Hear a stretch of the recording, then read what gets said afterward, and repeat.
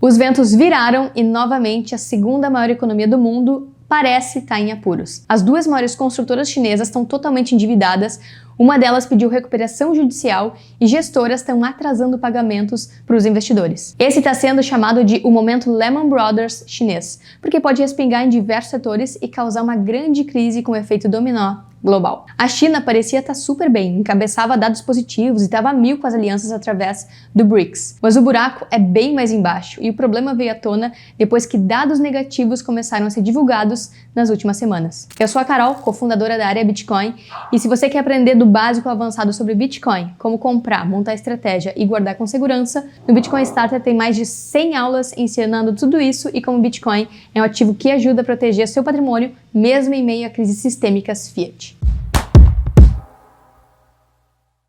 A crise na China está pegando fogo.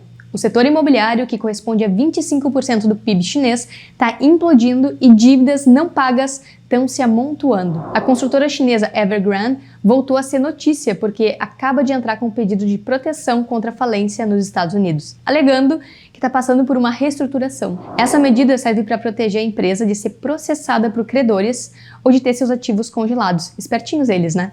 A Evergrande, que já pediu arrego para o governo chinês em 2021 e ganhou, agora corre para pedir arrego para o governo americano. De acordo com a Reuters, o valor total da dívida da Evergrande ultrapassa 300 bilhões de dólares. A empresa quer se reunir aí com seus credores ainda esse mês para propor um novo plano de reestruturação. Não bastasse isso, a maior concorrente da Evergrande, a Country Garden, parou de pagar os seus empréstimos e acumula uma dívida de 192 bilhões de dólares. Embora tenha sido a construtora líder em vendas na China no ano passado, os preços desses imóveis estão em queda livre. A empresa estava envolvida em mais de 3 mil projetos de construção na China no final do ano passado, e isso é quase 4 vezes mais do que a Evergrande. Então existe o risco dela ser considerada inadimplente em setembro, quando mais pagamentos pendentes vencem e a dívida pode acabar aumentando muito mais. Tanto a Evergrande quanto a Country Garden parecem ter seguido aquele modelo de fazer de tudo para serem líderes de mercado bilionário, mas que por trás dos panos elas têm dívidas bilionárias para conseguir chegar nesse objetivo, né? Aí mesmo sendo líder, a matemática não fecha e o risco de falência aparece. Afinal, ninguém é grande demais que não possa quebrar. Além da Country Garden, várias outras empresas do setor imobiliário chinês beiram a inadimplência. Nos últimos 2 anos, empresas que representam 40% das vendas de imóveis na China entraram em zona de insolvência. E aí, quem toma o tufo? Quem emprestou dinheiro para essas construtoras construírem casas que não foram vendidas. E é por isso que instituições financeiras que fornecem empréstimos para essas construtoras, como o grupo Zongzi, também está deixando de pagar investidores da sua trust. Percebe o efeito cascata disso tudo? O valor em atraso na Zongzi já chega a 110 milhões de yuan, ou seja, 15 milhões de dólares. A Zongrong Trust, que fazia parte da Zongzi, gerenciava mais de 87 bilhões de dólares em fundos de clientes corporativos e indivíduos de alta renda até o final de 2022. E o que chama atenção é que tanto a Zongrong, empresa que faz parte do grupo Zongzi, quanto outros serviços nesse mesmo estilo, ofereciam altos retornos para os clientes através de serviços que funcionavam como bancos paralelos, que rodam fora do sistema bancário formal e que pagam juros acima da média.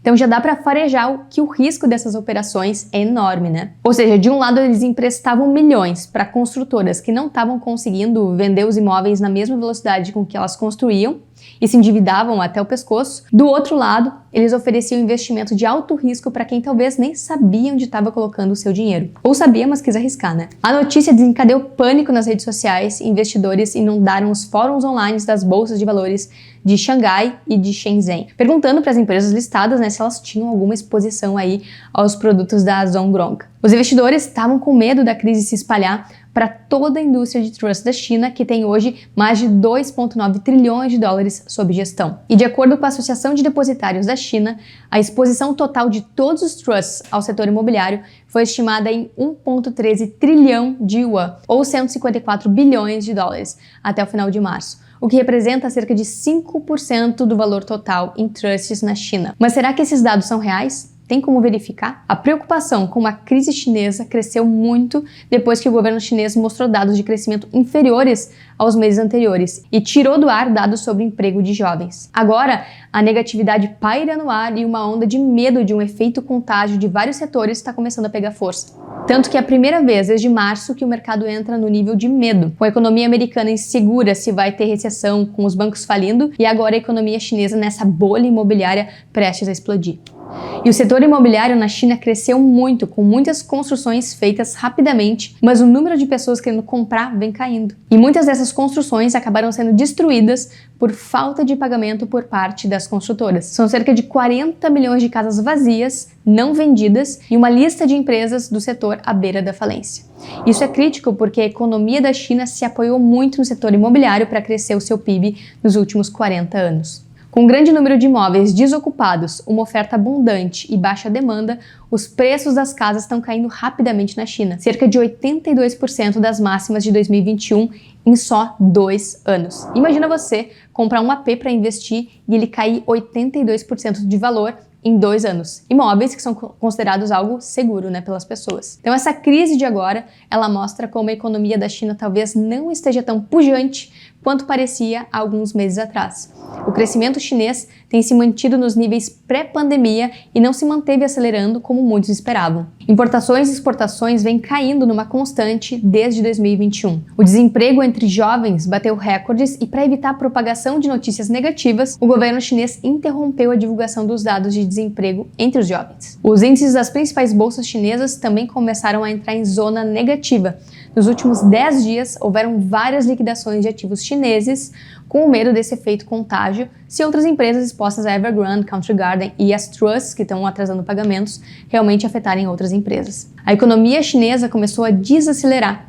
O medo da deflação e a desalavancagem forçada está batendo forte em quem olha para a economia macro. Enquanto isso, o governo chinês resolveu de uma hora para outra cortar juros para estimular a economia, enquanto o yuan começou a desvalorizar. Isso porque, se juros e dados podem ser manipulados, a válvula de escape é sempre a moeda. Ela que começa a se desvalorizar e mostrar a realidade. Até o Ray Dalio, que investiu mais de 3 bilhões de dólares em empresas chinesas, diz que o país está atrasado para uma reestruturação da dívida. A China quase dobrou a sua dívida nos últimos 5 anos. A dívida em relação ao PIB está agora em um recorde de 281%. E se o PIB da China em 2021 foi de 17 trilhões, em 2022 foi de 18 trilhões de dólares, isso quer dizer que agora a dívida chinesa, que inclusive é difícil de calcular porque o governo chinês omite vários dados, está em cerca de 51 trilhões de dólares. Isso é mais do que a dívida americana e é 3 vezes o tamanho da economia chinesa. E a China ela acaba espalhando seus gastos, é inclusive difícil de saber exatamente qual a dívida total do governo chinês. Esse levantamento do Goldman Sachs com outras casas de análise chegaram no valor de 152 trilhões de yuan, o que dá cerca de 21 trilhões de dólares na época que a China tinha metade do endividamento que tem agora.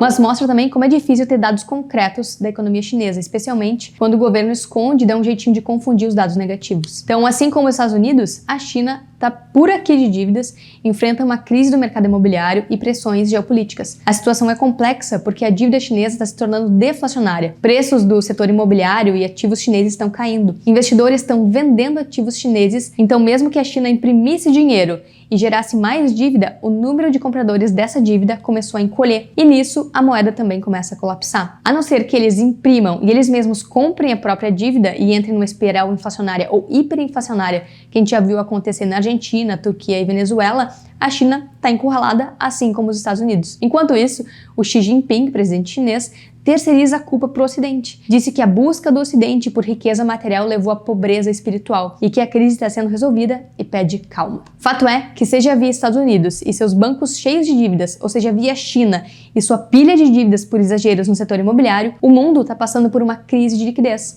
ou melhor, uma crise de crédito, como os economistas falam. E é uma crise porque as impressoras pararam de funcionar em 2022 e os juros acabaram subindo. A economia global entra em parafuso quando governos não imprimem dinheiro e desvalorizam as pessoas para distribuir dinheiro para os bancos. Tanto nos Estados Unidos quanto na China e até aqui no Brasil, tudo acontece da mesma forma. É o modus operandi do sistema Fiat. A crise do crédito imobiliário global está batendo de novo na porta das maiores potências, como no repeteco de 2008. Grande parte das dívidas de empresas chinesas, como Evergrande e Country Garden, estão com instituições financeiras e bancos da Europa e dos Estados Unidos. Por isso, eles pediram recuperação judicial também por lá. Ou seja, o risco de contágio de outros bancos, e não apenas os chineses, é real. Foi justamente como uma resposta a cenários como esse que o Bitcoin foi criado. Quem acumula Bitcoin, o ativo ao portador mais escasso do planeta, que não muda suas propriedades mesmo frente aos piores cenários, segue observando de longe toda essa bagunça criada pelos bancos centrais e gestoras Fiat. E essa é uma maratona de longo prazo. Afinal, em economia e geopolítica, as coisas acontecem lentamente, então de repente. Quem estiver preparado para as mudanças nos próximos anos,